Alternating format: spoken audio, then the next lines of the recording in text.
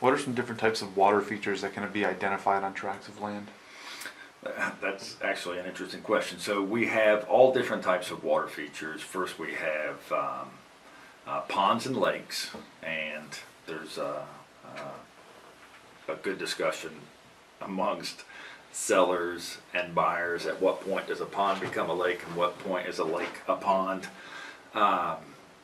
Certainly we know that Jordan Lake is an actual lake, but we have some 5 to 10 acre ponds in the area that people call a lake.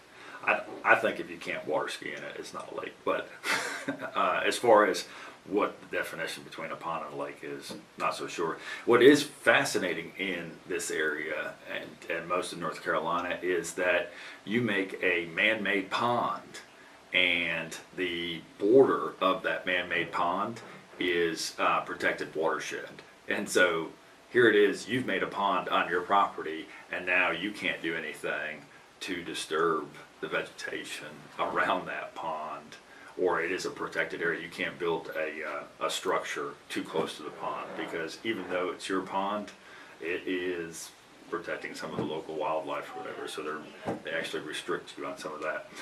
But then we have navigable rivers, and navigable river does not actually mean you can navigate through it, because we have Rocky River that goes through Chatham County, and we have the Haw River in Chatham County, and we have the Deep River in Chatham County. Those are all designated navigable rivers, but anybody that's ever seen those rivers know that you're not going too far on them as far as canoeing or kayaking, and you're certainly not able to take a boat down them.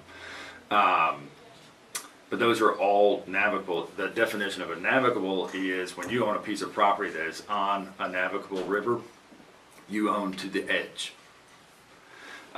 When you own a property that is bordered by a stream, you own to the middle.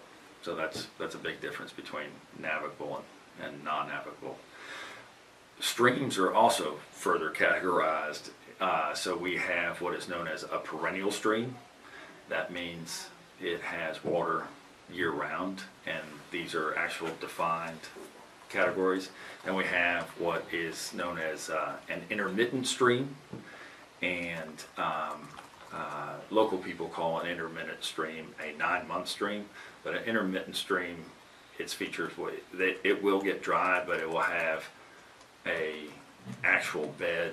It'll have rocks in it, it'll have ferns, it'll have moss. That's an intermittent stream. Then we have what is known as an ephemeral stream. An ephemeral means that it's only carrying water during a strong storm, and you can still see where the water's going through during a strong storm, but it's not something that is normally carrying water and usually doesn't have any aquatic life. There are different buffers based on those definitions, and they can vary county by county, and they can vary city by city. But certainly if it's navigable or perennial, you're not going to be able to build or do a whole lot close by.